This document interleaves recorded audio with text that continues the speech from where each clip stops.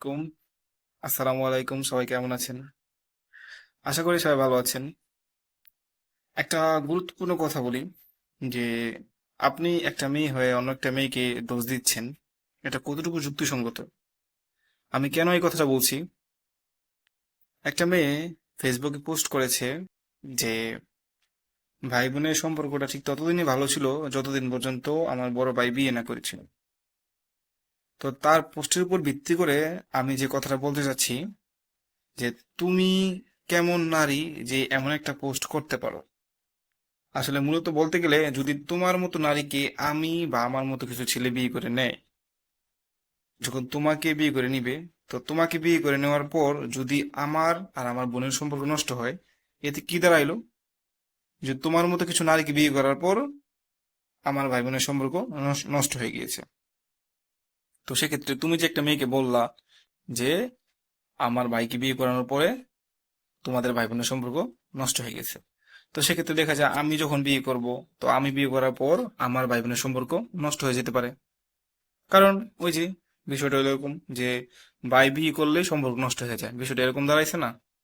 যেহেতু তোমারটা নষ্ট হয়ে গিয়েছে, অতএব তোমার কিন্তু সেভাবে নিজেকে গড়ে তোলা উচিত যেন তোমাকে একটা ছেলে বিয়ে করার পর তাদের ভাই বোনের সম্পর্ক লিস্ট ভালো থাকে, নষ্ট না হয়। তো নিজেকে সেরকম ভাবে প্রস্তুত করো, অন্যের উপর দোষ দেওয়ার কোনো দরকার নাই।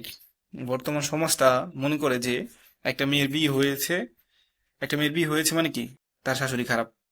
না, সব শাশুড়ি কিন্তু খারাপ হয় না। এখন তুমি আমাকে বলতে পারো যে ভাইয়া তাহলে আমি তো সেরকম হব না। আসলে তুমি হবে না, সে হবে না, হবে কি শুধু ওই মেয়েটাই হয়েছে এরকম কিন্তু না। তোমরা মেয়েরা অনেকে এরকম হচ্ছ যে তোমাকে যখন তোমাদের একটা ছেলে বিয়ে করে নিচ্ছে, তখন বিষয়টাকে এরকম দাঁড়াচ্ছে। হুম। তো সর্বোপরি আশা করি কথাটা আপনারা বুঝতে পেরেছেন। যেহেতু কাউকে দোষ দেওয়া যাবে না, আসলে নিজে নিজের জায়গায় ঠিক থাকুন, তাহলে সমাজটা এমনিতেই সুন্দর হবে। এখন আপনি একজনের দোষ দিয়ে বললেন যে তার ভাই বিয়ে করার পর তাদের ভাই বোনের সম্পর্ক নষ্ট হয়ে গেছে। তা আমি মনে করি যে আপনি সেরকম নারী হয়ে তৈরি হন বা সেরকম নারী হয়ে জন্ম নিন যে, বা সেরকম নিজের ক্যারেক্টার তৈরি করুন যেন আপনাকে অ্যাটলিস্ট বিয়ে করার পর একটা ছেলে মেয়ের মধ্যে কোনো ঝামেলা সৃষ্টি না হয়, শ্বশুর শাশুড়ির মধ্যে কোনো ঝামেলা সৃষ্টি না হয়। প্লাস যে এই কথাটা আপনারা বলেছেন যে ভাই বোনের সম্পর্ক নষ্ট না হয় যেন আরো মধুর বা মিষ্টি হয়, এরকম ভাবে যেন তৈরি হয়, আপনি আপনি নিজেকে সেভাবে গড়ে তুলুন। তাহলে সমাজ দেশ সবকিছু সুন্দর থাকবে। আর হ্যাঁ, আমার একটা নতুন চ্যানেল, যদি আমার ভিডিওগুলো ভালো লেগে থাকে আপনার চ্যানেলটা সাবস্ক্রাইব করে পাশে থাকে বেল আইকনে ঘন্টা বাজিয়ে দিন। আর সুন্দর সুন্দর ভিডিও পেতে কমেন্ট করুন।